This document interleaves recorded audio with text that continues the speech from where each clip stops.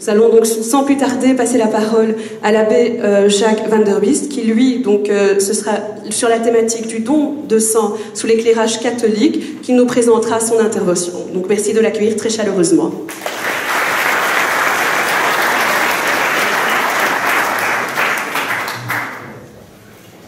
Bonjour à tous. Je suis extrêmement surpris du monde qu'il y a et ce souci de vie. En général, malheureusement, aujourd'hui, si vous prenez n'importe quel journal parlé, à la télé ou quoi, ce sont des massacres, ce sont des situations horribles. Et ici, on veut la vie, comme a dit le professeur.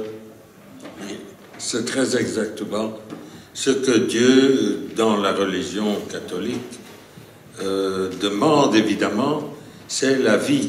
La vie, une vie abondante, une bonne vie, une vie où on est heureux. Et c'est ce que je peux souhaiter.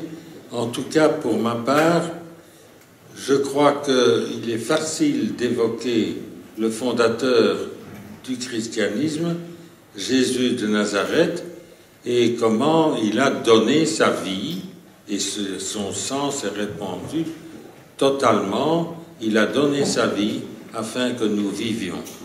Et c'est donc, pour moi, c'est tout ce que je vous dirai, parce que je ne m'attendais pas à un exposé exhaustif comme ceux que j'ai entendus, que j'étais très heureux d'entendre d'ailleurs, mais je ne suis pas capable.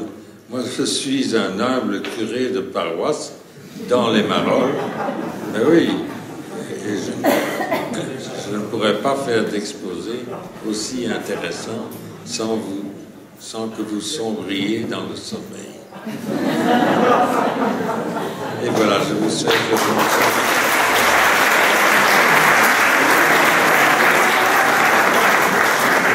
Que du contraire, cher abbé, je veux dire, ça a plutôt réveillé la salle, donc on n'a absolument pas sombré dans le sommeil. Donc pour rappeler la biographie donc, de l'abbé Jacques van der Biest, donc c'est un prêtre catholique qui est connu pour son implication sociale dans les quartiers populaires bruxellois. Il a rappelé, donc il est surnommé le curé des Marolles, et il a pris une part importante depuis plus de 50 ans dans la naissance des comités de quartier et de défense des habitants et sans-papiers à Bruxelles, notamment dans la destruction totale des Marolles. Donc on veut l'applaudir très chaleureusement.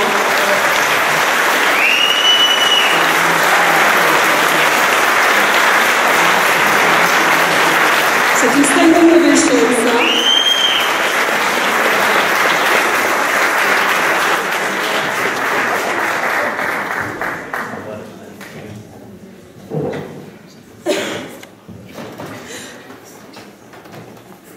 On peut l'applaudir encore. Ça aura été une intervention très courte, mais certes pleine de sens. L'abbé a rappelé également justement le choix de la vie qui sera le credo de cette soirée. Nous allons poursuivre avec le professeur Tarek Ramadan, donc islamologue, professeur et universitaire suisse.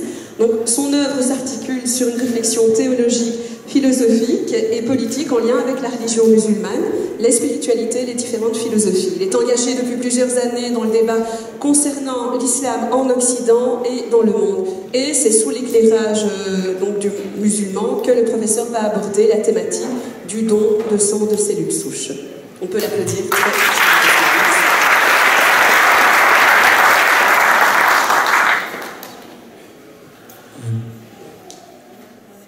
D'abord, j'aimerais...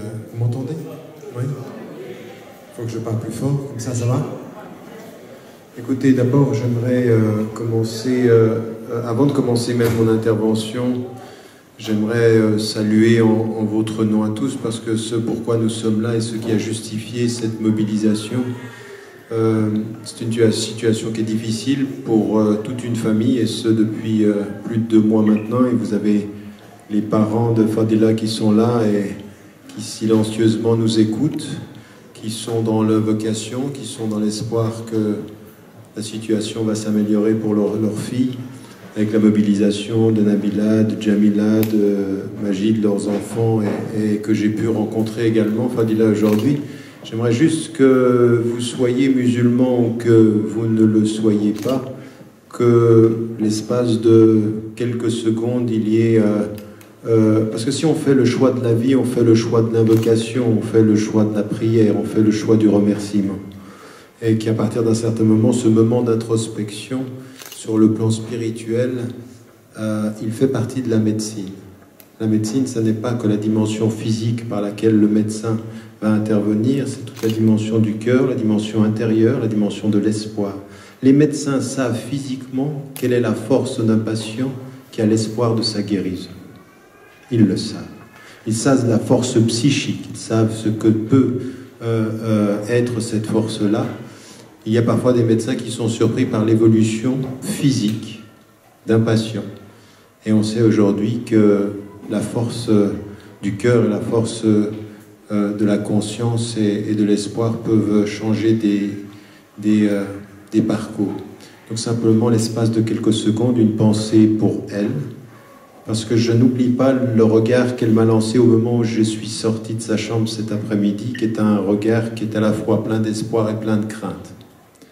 Et la vie, c'est ça, entre la crainte de la maladie et l'espoir de la guérison. Et depuis l'intérieur de la tradition musulmane, eh bien, il y a cette vraie dimension de s'en remettre à Dieu et de ne jamais désespérer de l'engagement des hommes. Donc moi j'ai une pensée pour les parents, je sais combien ça doit être difficile, une pensée pour la famille. Et puis en même temps, ce que ça a mobilisé depuis un certain nombre de jours, c'est aussi une conscience qui va au-delà de la famille, qui va au-delà d'une malade, qui va pour tous les malades, pour toutes les consciences, et qui fait qu'à partir d'un certain moment, tout ce que vous pouvez entendre ce soir, et même dans ces trois interventions que vous avez pu entendre, c'est-à-dire l'intervention savante qui dit où nous en sommes, comment les choses s'organisent, une autre intervention du professeur Thomas qui est vraiment extrêmement structuré et qui a fait un panorama extrêmement intéressant, je trouve très très complet. Je suis impressionné par en si peu de temps de nous avoir donné tous ces éléments-là. Et puis la courte intervention et qui nous dit de l'abbé le choix de la vie. Là-dessus nous sommes d'accord. Et ma voix qui vient terminer cette intervention, elle dit exactement la même chose. Elle dit, il y a dans la tradition musulmane la question du choix de la vie. Mais le choix de la vie, c'est pas de rester assis dans une salle un vendredi soir en disant je fais le choix de la vie. C'est pas ça. C'est qu'à partir du moment où on fait le choix de la vie, en conscience spirituelle comme en conscience humaine, ça veut dire prendre ses responsabilités. Le choix de la vie suppose un choix. Un choix suppose de prendre une décision. Prendre une décision, c'est de gérer sa liberté. C'est qu'à partir d'un certain moment, on peut célébrer la solidarité de femmes et d'hommes qui donnent de leur sang, qui donnent également tout ce qui peut sauver des vies. Puis après, on se regarde, nous, dans le miroir, on se dit, mais où est-ce que j'en suis, moi, par rapport à tout cela? Cet après-midi, ce que j'ai entendu, c'est que la Croix-Rouge a été impressionnée par la mobilisation à la suite de la prière du vendredi de tous ceux qui sont allés pour donner leur sang. Mais ceci, il faut le célébrer, c'est une extraordinaire, c'est une très très belle chose. Il faut faire attention à ce qu'une belle chose ne le soit pas par l'émotion d'un accident et qu'elle soit de la conscience d'une vie. Célébrer la vie, c'est pas la célébrer quand il y a un accident. Célébrer la vie quand il y a un accident, c'est de se souvenir des gens quand ils sont morts. Célébrer la vie devant Dieu, c'est de la célébrer tous les jours de la vie. C'est toutes les fois, tout le temps, dans toutes les circonstances. Pas attendre qu'un accident survienne. Et ça m'amène à ce qui a été dit également tout à l'heure, parce que je pourrais dire que du point de vue de la tradition musulmane, pratiquement 90%, 90% de ce que vous avez dit, professeur, est totalement dans la ligne de ce que dit l'islam. Nous sommes exactement dans la même ligne. Et c'est ça aussi que beaucoup de musulmans, au-delà de parfois des tensions qui sont liées à des situations politiques au Moyen-Orient, font que les musulmans oublient qu'en termes de foi, qu'en termes spirituels, qu'en termes même légal, les traditions juives et les traditions chrétiennes, les traditions juives et la tradition juive d'un point de vue général avec ses différences et la tradition musulmane sont extrêmement proches sur le plan éthique. Extrêmement proches. Souvent dans les commissions d'éthique dans lesquelles j'ai participé, le rabbin qui parlait avant moi ou après moi, je pouvais m'appuyer sur ce qu'il se disait, on était d'accord. On était d'accord sur un certain nombre de gradations. Après, il y a des nuances. Après, même d'ailleurs, parfois, deux rabbins n'étaient pas toujours d'accord les uns avec les autres, comme deux imams pouvaient ne pas être. Moi, j'étais pas toujours d'accord avec un autre imam qui parlait. Donc, on a des distinctions. Mais ce qui est important, c'est de rappeler une chose. La première des choses, c'est qu'on ne peut pas nier qu'il y a des courants musulmans dans certaines écoles de droit qui sont partis du principe que les dons d'organes sont interdits. Ils sont très liés à une des écoles de droit musulmane, qui est l'école Hanafi, mais aujourd'hui, avec l'évolution, parce que ce qu'il faut savoir, c'est que ces questions dont on parle aujourd'hui sont des questions très récentes. Je veux dire, le don d'organes n'est pas dans l'expression ou la réflexion autour de ceci, n'est pas dans les textes anciens, parce que ça ne pouvait, les moyens techniques n'étaient pas là. Donc, on a eu des raisonnements par analogie, on a tenté d'essayer de trouver des choses dans les textes qui pouvaient nous donner est-ce que l'on peut faire ou pas, comment est-ce qu'on traite un corps mort et tout ceci.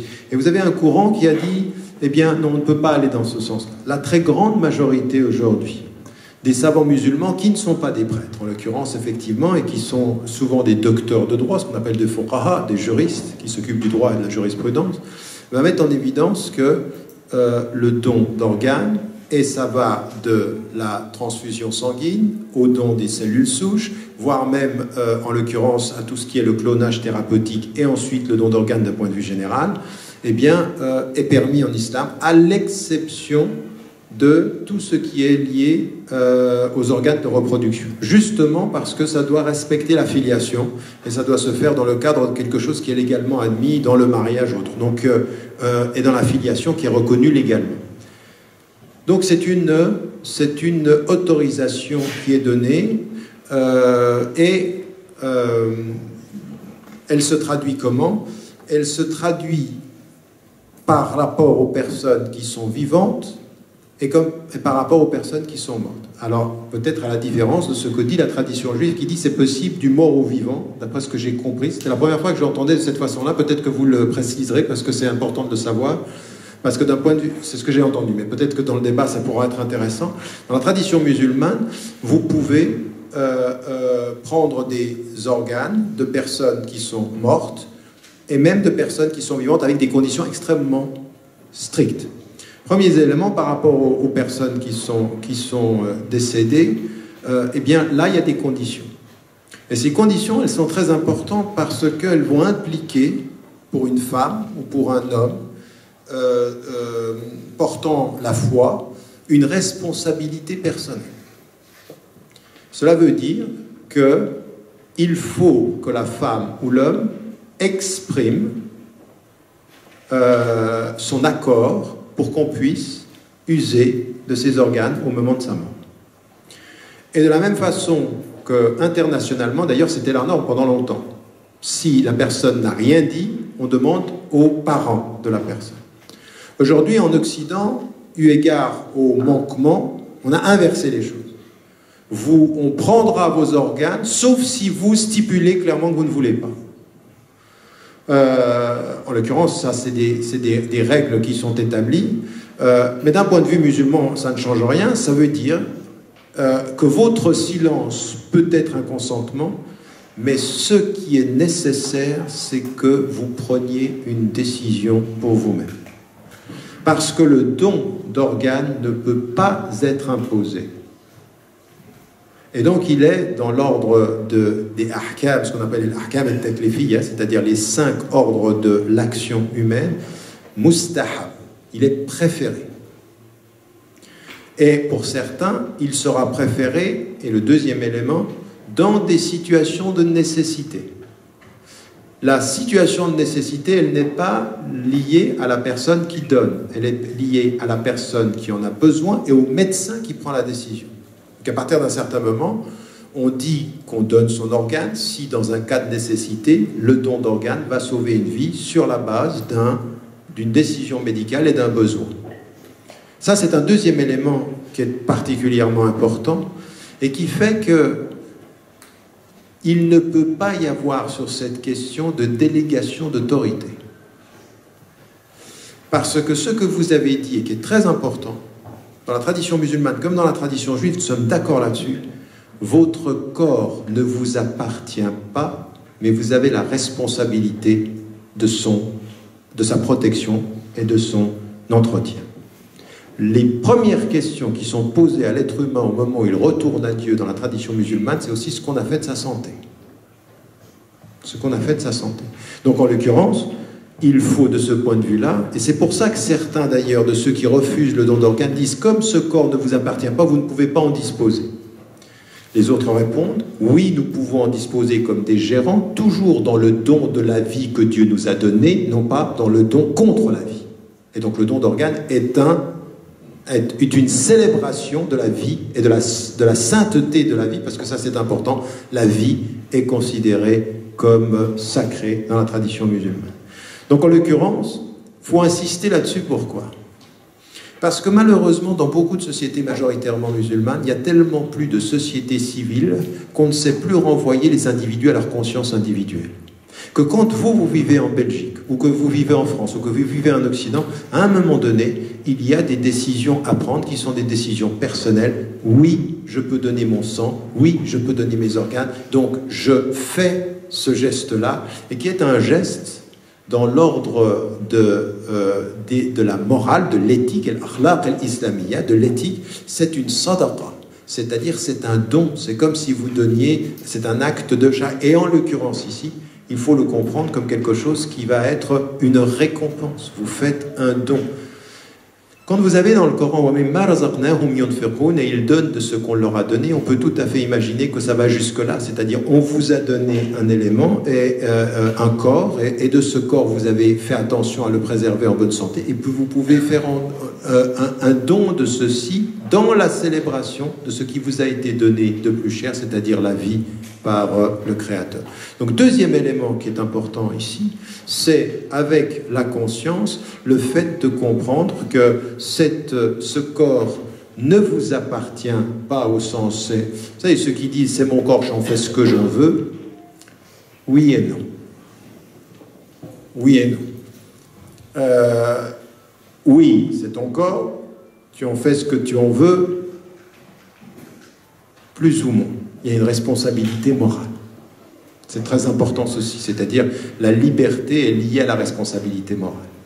Troisième des éléments qui est important aussi et qui a fait débat chez les savants, c'est qu'à partir du certain moment où ce don du corps vous a été fait, le don que vous en faites des organes, des cellules souches ou du sang doit se faire librement et gratuitement. C'est-à-dire pas de commerce d'organes.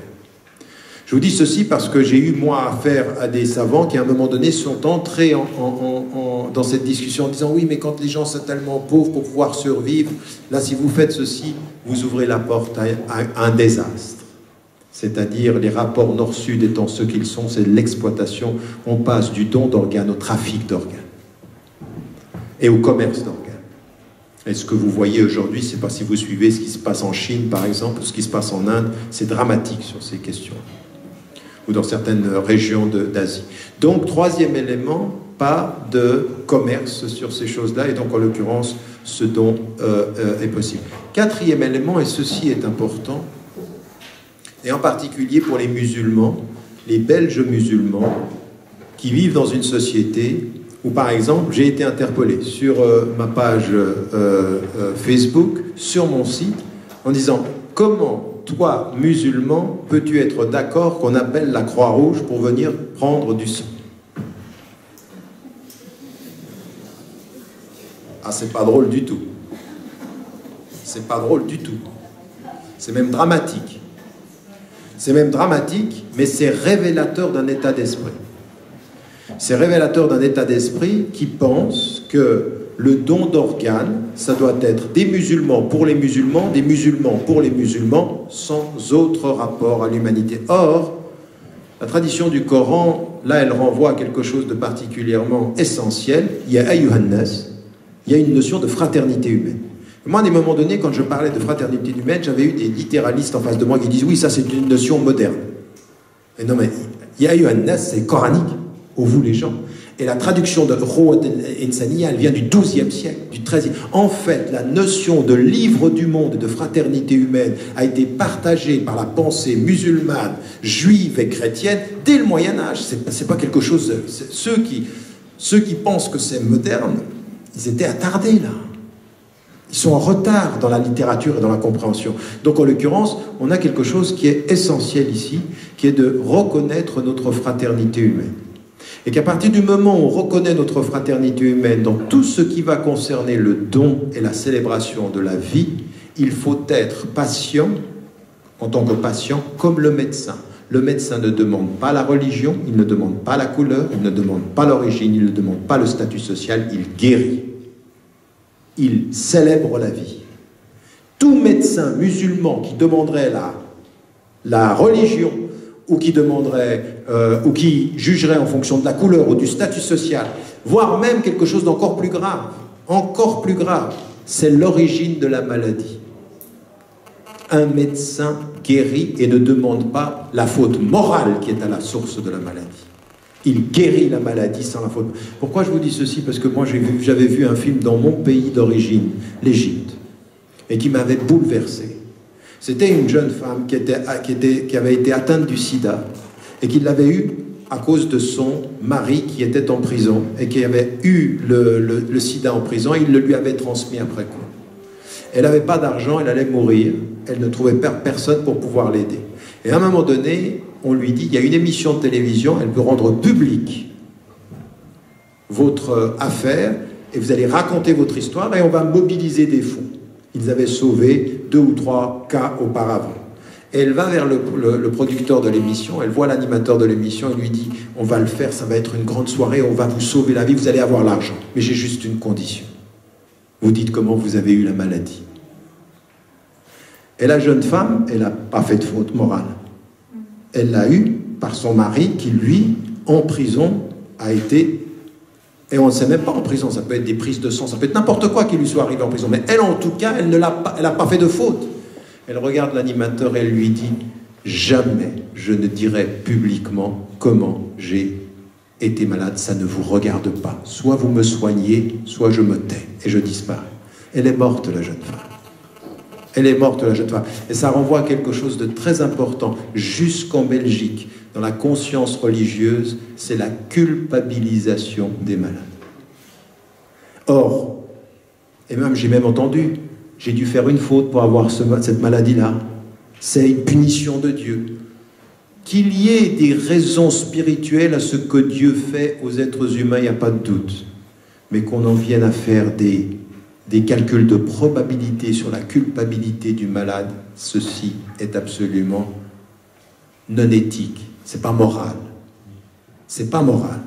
Et donc, quatrième des choses, on peut prendre et donner à des personnes musulmanes et à des personnes d'autres traditions, d'autres confessions ou sans confession. On peut prendre et donner sans avoir à demander de ce point de vue-là. Si la personne est musulmane, il ne faut pas demander. On n'a pas à demander. On n'a pas à sélectionner. Et donc, en l'occurrence, ici, ceci est aussi un élément important. C'est tellement vrai que tout à l'heure, à la mosquée, on avait même une question. On sait aujourd'hui qu'il y a des greffes et qu'il y a des transplantations qui se font aussi à partir des animaux. Et en l'occurrence, ceci est aussi quelque chose qui peut se faire d'un point de vue musulman, mais avec la condition du respect de la vie, toujours. Ça, c'est une chose qui est importante. Dernier élément que je voulais mettre en évidence ici, par rapport à la question de ce respect de la vie, eh bien, ça peut se faire des morts aux vivants et ça peut parfois se faire des vivants aux vivants avec la condition. Toutes les conditions que j'ai mises en évidence sont présentes pour les vivants.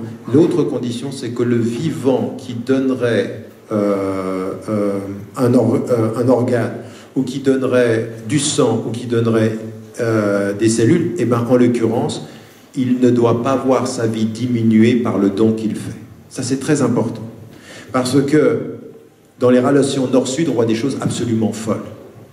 Détruire la vie des gens pauvres dans le sud pour sauver la vie des gens riches dans le nord, dans des des opérations mal faites, avec des médecins qui sont parfois non formés, et puis des organes qui sont pris en donnant un tout petit peu d'argent à des gens qui vont survivre dans le malheur et la souffrance.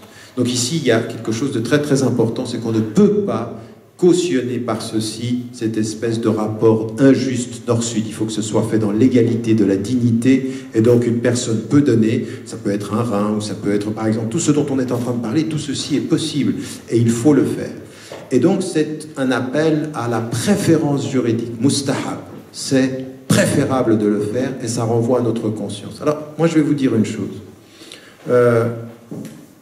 Si je viens ce soir pour soutenir une sœur, une famille, et éveiller des consciences, c'est qu'à partir d'un certain moment, ce que nous a dit Madame la docteure, et qui est très très important, c'est qu'on est en train de se rendre compte, toute société occidentale confondue, c'est vrai aux États-Unis, c'est vrai au Canada, je suis dans une campagne aujourd'hui en Angleterre exactement sur les mêmes thèmes. En Hollande, on a fait ceci il y a 5 ans.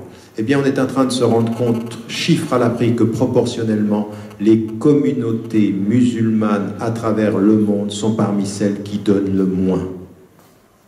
Et en Afrique du Nord, le moins.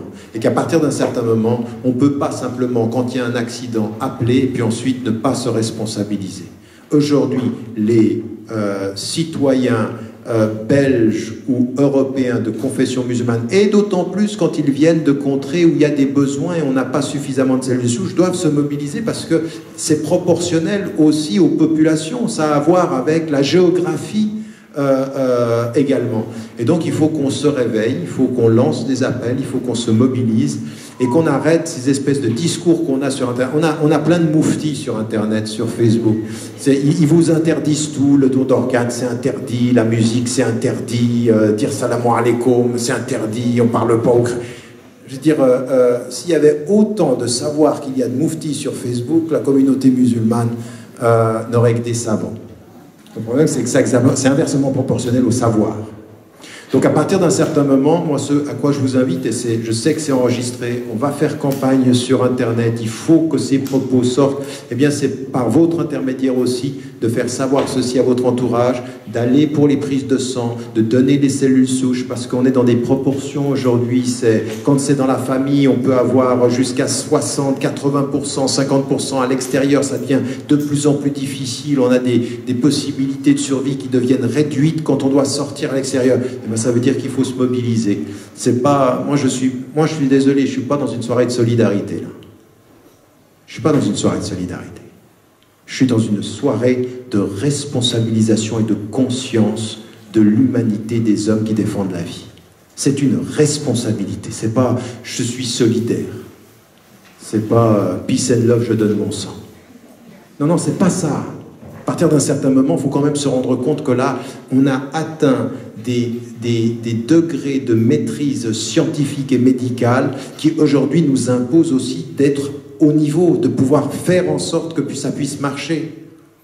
Je veux dire, je sais pas, moi, j'ai un jeune frère, il y a une mère d'un jeune enfant qui avait 20 ans, là, il était à 2 doigts d'être entre la vie et la mort. Il se trouve qu'on trouve un donneur, c'est sa sœur, et en l'espace de quelques semaines, tout bascule et tout est possible. Mais à un moment donné, parce qu'il y a eu ce signe, et bien ça, il faut aussi qu'on le provoque. Il faut aussi qu'on le provoque. Vous savez, d'un point de vue politique, on réfère toujours à un verset du Coran qui dit Dieu ne change pas ce qui est en un peuple jusqu'à ce qu'il change ce qui est en eux-mêmes. Mais ça va aussi pour la médecine, ça va aussi pour l'éthique. Ça va aussi pour l'éthique, c'est-à-dire que si vous ne vous changez pas éthiquement en étant conscient que là il faut donner du sang, que là il faut donner de son organe, qu'il faut prendre cette décision-là, à partir d'un certain moment, on ne va pas changer les choses. Donc il faut se prendre en charge. Donc je vous remercie d'être là en si grand nombre.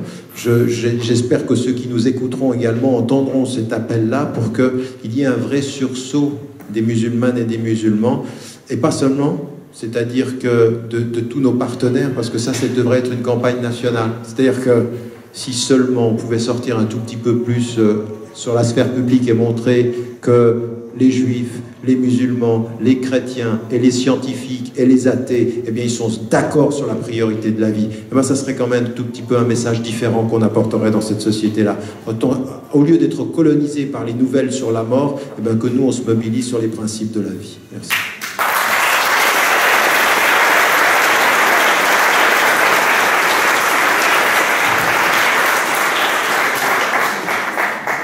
Donc, nous remercions très chaleureusement le professeur Tarak Ramadan, donc, qui a insisté sur la notion du don, donc comme une sadaqa, comme un acte de solidarité et de partage. On va clôturer en redonnant la parole rapidement donc, à nos intervenants. Peut-être une petite conclusion de 3 minutes, d'autant plus que le professeur Gergely voulait revenir sur quelque chose. Donc je vais commencer par le docteur Ferster. Donc pour une conclusion, je vous redonne la parole et je clôture avec le professeur Ramadan. Merci à vous.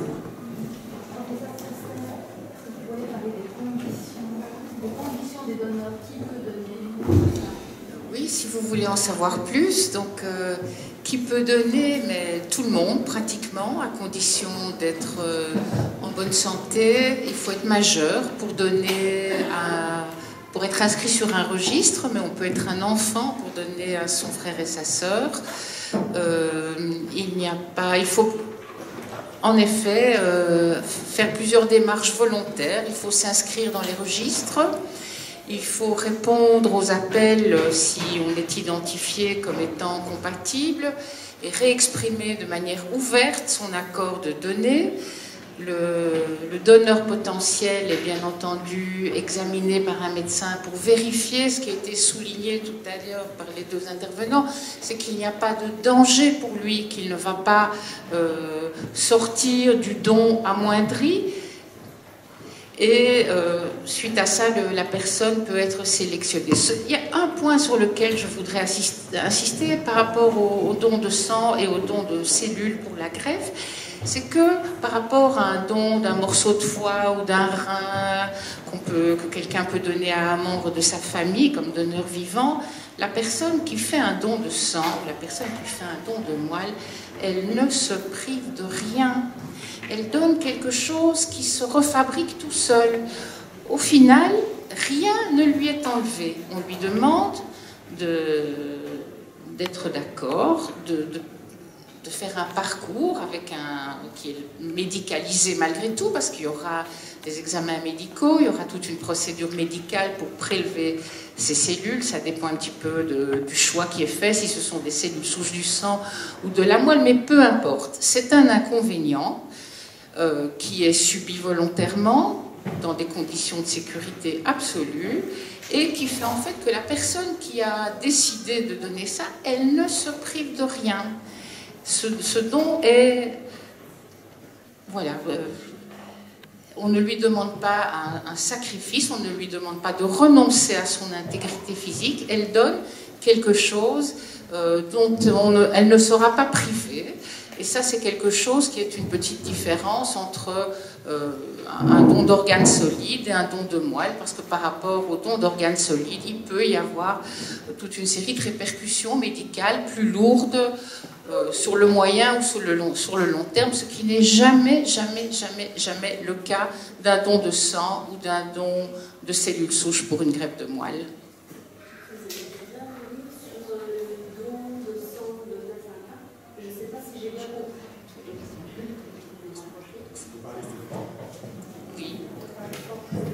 Donc le don de sang de cordon ou don de sang de placenta.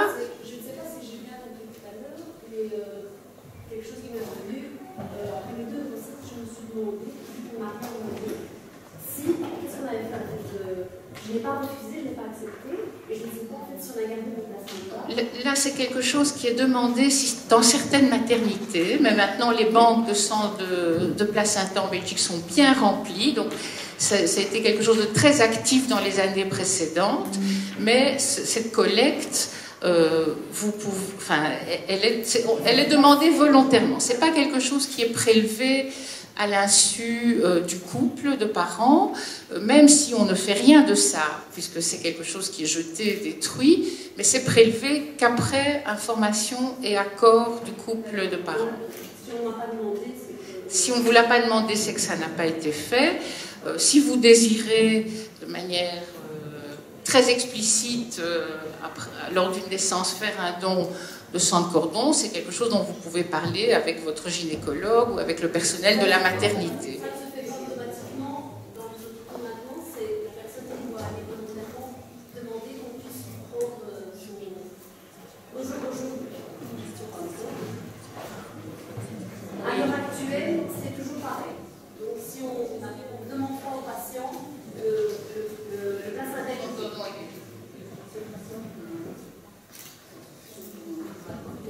D'un autre côté, le stockage de ces sangs de cordon est quelque chose d'extrêmement compliqué, et donc l'objectif en Belgique est d'avoir un certain nombre de sangs de cordon pour répondre aux besoins, et puis cette collecte continue dans certaines maternités au fur et à mesure que les sangs de cordon sont utilisés, mais le stock est constitué. Par contre, il y a une autre situation très particulière qui est, par exemple, si dans une famille il y a un enfant malade, qu'un autre enfant va naître du couple de mêmes parents, il se peut que l'enfant à naître puisse être totalement compatible avec l'enfant malade. Alors dans cette situation-là, même si on n'a aucune certitude sur la nécessité d'un jour devoir ou pas faire une greffe de moelle, on peut, de manière ciblée, décider de collecter le sang de cordon à la naissance d'un enfant au cas où, dans la famille, l'enfant qui est déjà connu pour être malade développe une situation qui mérite ou qui exige une greffe de moelle. Et ça, c'est tout à fait une autre démarche. Voilà.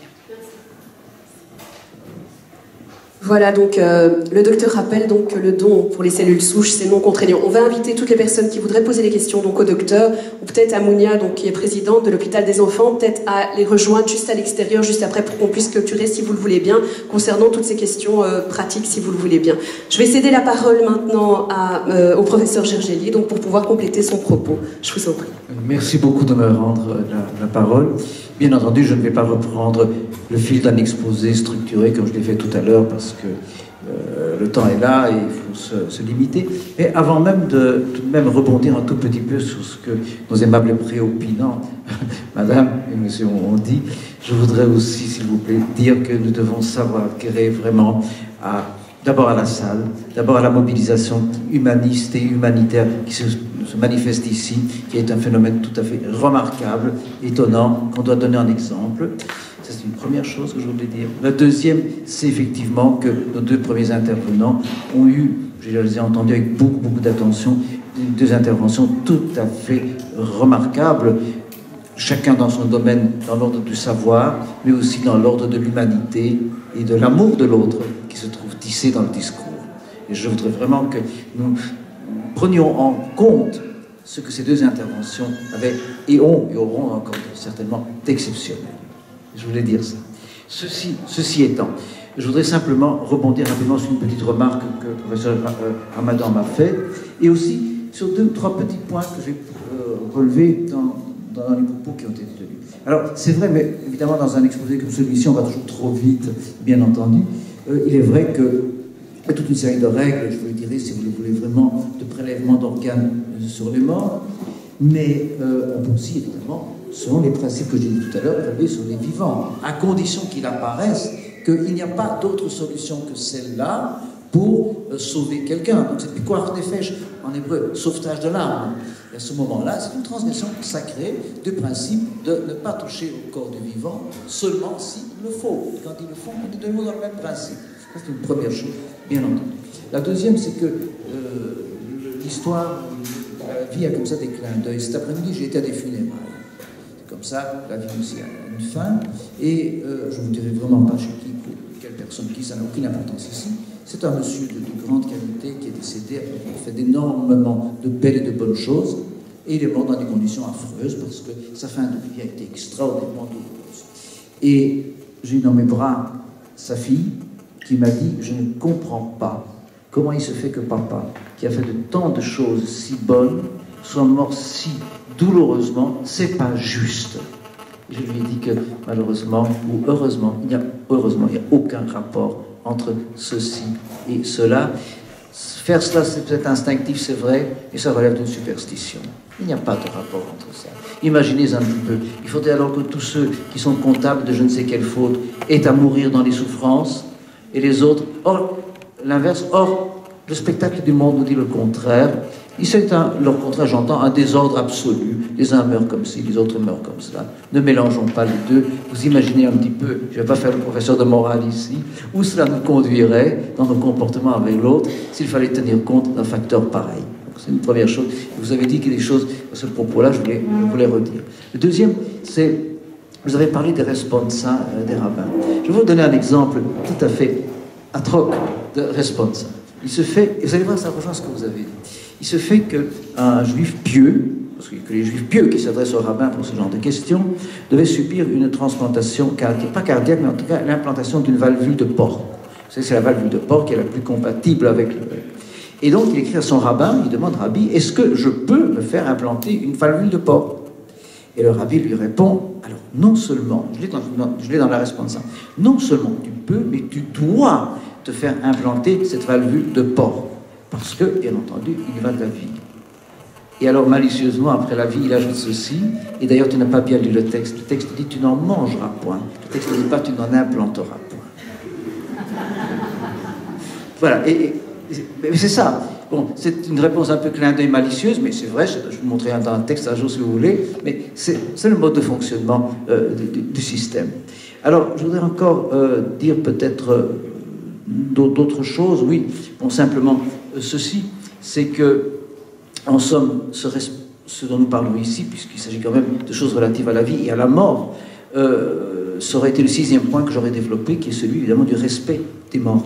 Alors, on peut évidemment très principiellement dire qu'il faut respecter les morts, mais il y a aussi des bases religieuses, puisque nous parlons ici de système religieux, et dans le judaïsme, en fait, le respect absolu du mort, l'islam le partage à 100%, même dans la rapidité de l'enterrement, bien entendu, c'est que dans nos visions des choses, l'homme est fait à l'image de Dieu. Alors Dieu n'a pas d'image. Et on peut se demander de quelle image il s'agit. Les 2 minutes de réflexion le disent. C'est que Dieu, évidemment, c'est la liberté absolue. Il crée le monde en pleine liberté. Parce que s'il avait demandé l'autorisation à quelqu'un d'autre, il ne serait pas Dieu. Et Dieu n'a pas de religion. N'oubliez jamais cela. Dieu n'a pas de religion. Dieu est le seul concept. S'il existe, il existe. S'il n'existe pas, son concept au moins existe. Et cette notion-là, ce concept-là ou cet être-là ne peut pas avoir de religion. Si Dieu avait une religion, il serait relié à un autre et il ne serait pas Dieu, pour commencer. Et donc, il est libre, absolument, dans sa création du monde. Et l'homme, c'est quoi? Eh bien, il est à son image, c'est qu'il est doté de libre arbitre, lui aussi librement. Dieu crée le monde, l'homme transforme le monde, comme il peut ne pas vouloir transformer le monde. Il est libre de le faire avec toutes les responsabilités qui en découlent. Cette empreinte, c'est ça l'empreinte divine, et c'est dans l'optique du judaïsme qui fait que l'homme est à l'image de Dieu. Par conséquent, cette empreinte est éminemment respectable et à respecter. Et donc, on ne peut pas faire n'importe quoi de ce corps qui a porté l'âme. L'âme en elle-même, ça se dit dans d'autres cultures aussi, serait tout à fait incapable de rien s'il n'avait pas un corps. L'âme en soi, que voulez-vous? C'est parce que l'âme, à un moment donné, vit dans un corps que l'âme peut faire quelque chose. L'un est nécessairement lié à l'autre. Et donc, il y a le respect nécessaire du corps, ce qui veut dire, et je fais une petite parenthèse, une petite excursus, mais je viens tout de suite à l'objet, c'est que lorsque quelqu'un meurt, le problème est de savoir si on peut couper le corps, si on peut faire une autopsie. Et le judaïsme a une position très particulière là-dessus, qui dit que, étant donné la sainteté du corps, en raison de ce rapport à l'âme, on ne peut pas couper, ouvrir un corps. Mais l'autopsie devient possible dans 3 cas, et nous arrivons sur nos affaires. Premier cas, c'est évidemment lorsque, comment vous dire cela, lorsque il y a une obligation judiciaire. Par exemple, alors allons jusqu'au bout de la chose, lorsqu'effectivement quelqu'un a été assassiné et qu'il faut l'ouvrir ou empoisonner, l'ouvrir pour l'établissement de la vérité judiciaire, parce que l'établissement de cette vérité judiciaire peut peut-être sauver quelqu'un d'autre qui serait tué par le tueur qu'on n'aurait pas retrouvé. À ce moment-là, il faut ouvrir le corps. Deuxième possibilité, c'est la mise en évidence des causes d'une mort qui permettrait de sauver la vie d'un parent en mettant en lumière, par exemple, une cause de mort héréditaire. Troisième possibilité d'ouvrir un corps, alors qu'en principe c'est interdit, lorsqu'effectivement l'autopsie éclairerait les effets de tel ou tel médicament donné à des patients et à d'autres. Peut-être qu'effectivement, il apparaîtrait qu'il faut surtout abandonner telle médication. Et donc, c'est évidemment ça le principe. Et dans les transplantations, évidemment, on est dans le même processus, en ceci qu'on peut prélever post-mortem, mais la condition est de nouveau mise, et j'avais dit ça très vite tout à l'heure, que l'on soit assuré que la personne est morte. Et alors là, évidemment, des discussions entre les rabbins, c'est évident, mais la position d'aujourd'hui, c'est que l'arrêt du fonctionnement cérébral ne suffit pas, il faut aussi que le fonctionnement cardiaque soit arrêté. Dans ces cas-là, on peut effectivement prélever, et la règle éthique veut que ce qui reste soit enterré dignement, pas incinéré, dignement, comme si le corps était demeuré entier. C'est une question, on n'est pas obligé de suivre cela, on n'est pas obligé de partager ça. Vous me demandiez comment le monde juif voit son rapport au corps dans ces cas particuliers, c'est comme cela que cela fonctionne. Après ça, il y aurait bien entendu des choses considérables à dire, mais il faut savoir raison garder, et l'horloge commande, donc j'arrêterai là. Voilà, merci beaucoup pour cette nouvelle intervention, professeur Gergely. Donc on va poursuivre pour clôturer avec le professeur Ramadan donc pour une conclusion donc, de ces interventions.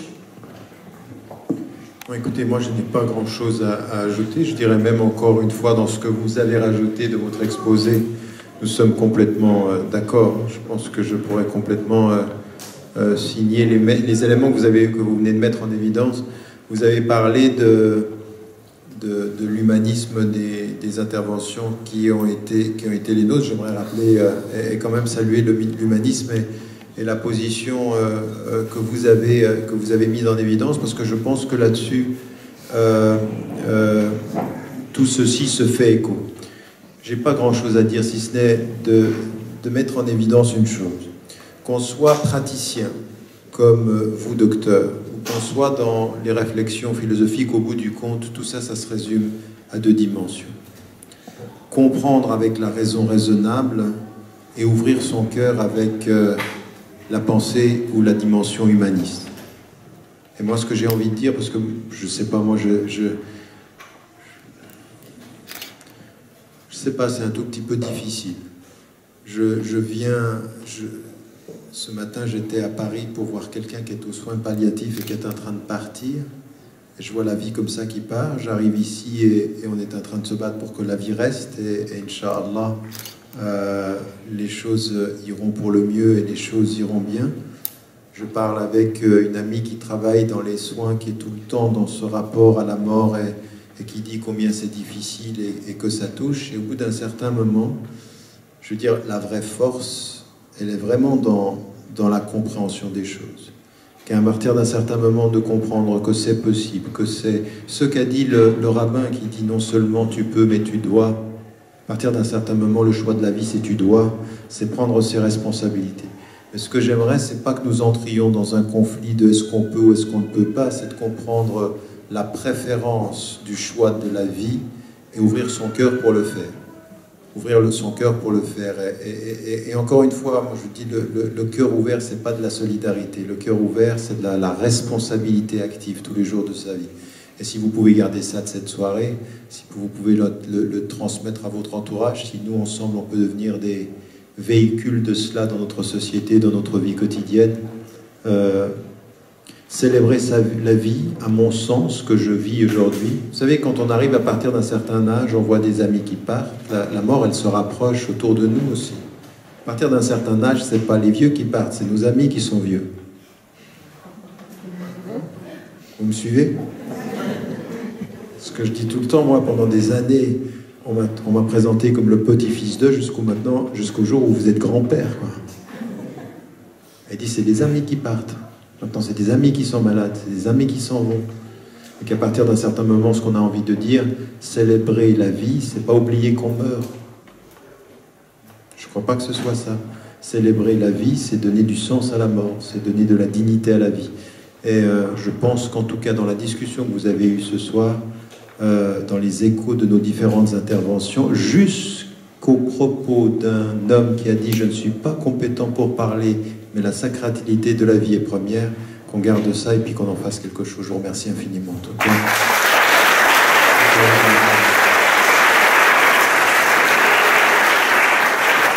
Donc je remercie très chaleureusement l'ensemble des intervenants, donc le professeur Thomas Gergely, professeur Tarak Lamadad, le docteur Alina Foster, donc les applaudir très chaleureusement.